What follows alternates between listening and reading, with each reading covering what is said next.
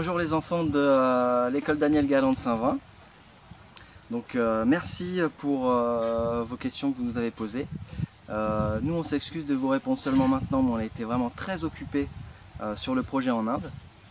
Donc merci aussi à Lina pour sa présentation. Donc on va commencer à répondre à vos questions.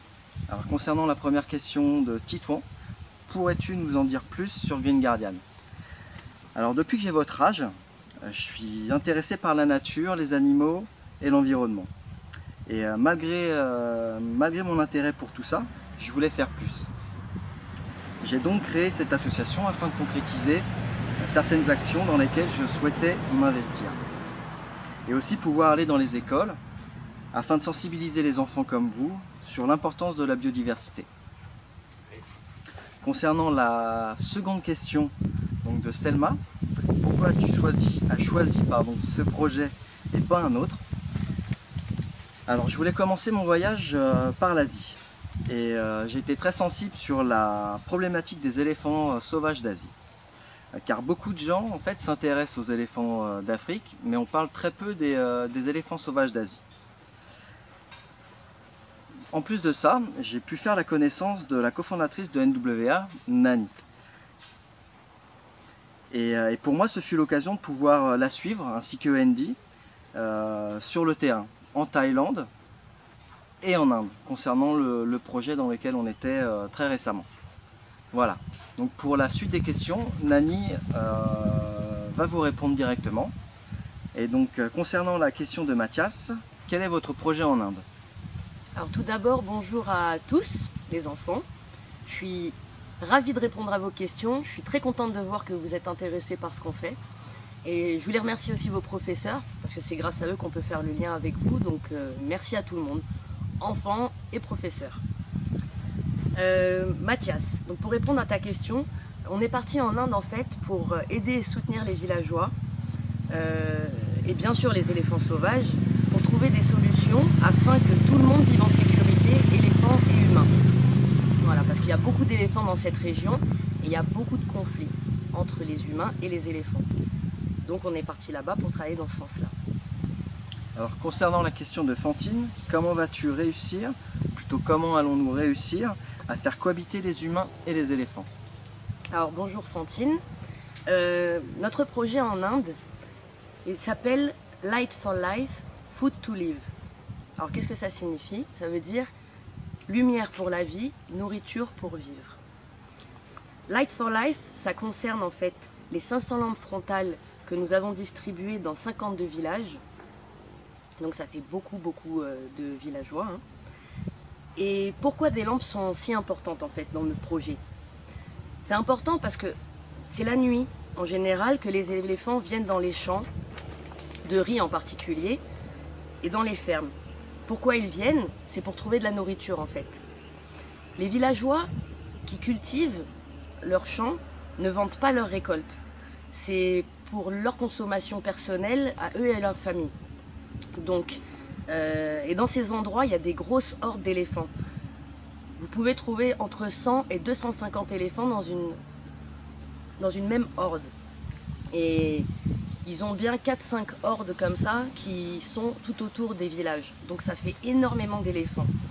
Surtout quand on sait qu'un seul éléphant mange 250 kg de nourriture par jour, boit environ 200 litres d'eau par jour. Ils dorment 3-4 heures sur 24 heures. Et 70% de leur nourriture, c'est de l'herbe en fait.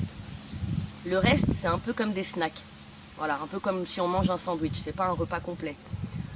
Donc les bananes, comme on voit dans les dessins animés et autres, c'est pas ça leur nourriture, c'est vraiment de l'herbe. Donc vous imaginez, vous prenez juste 5 éléphants,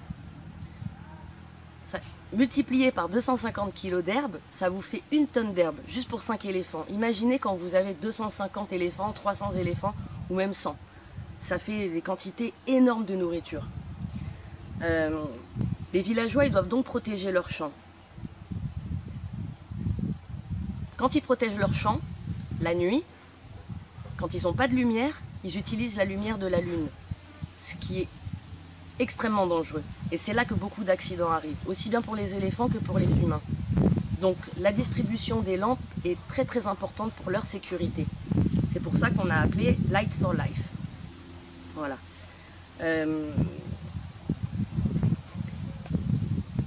Il y a un énorme problème derrière, c'est quand les champs sont détruits, ça signifie qu'il n'y a pas de nourriture pour les familles, pas de nourriture dans les villages. Et les enfants aussi payent le prix fort parce que quand les récoltes sont détruites, ils ne peuvent plus aller à l'école. Ils doivent travailler pour aider leurs parents en fait à avoir de l'argent pour pouvoir acheter de la nourriture.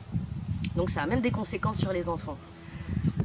Alors ce que nous avons fait, nous avons donc rencontré tous ces villageois.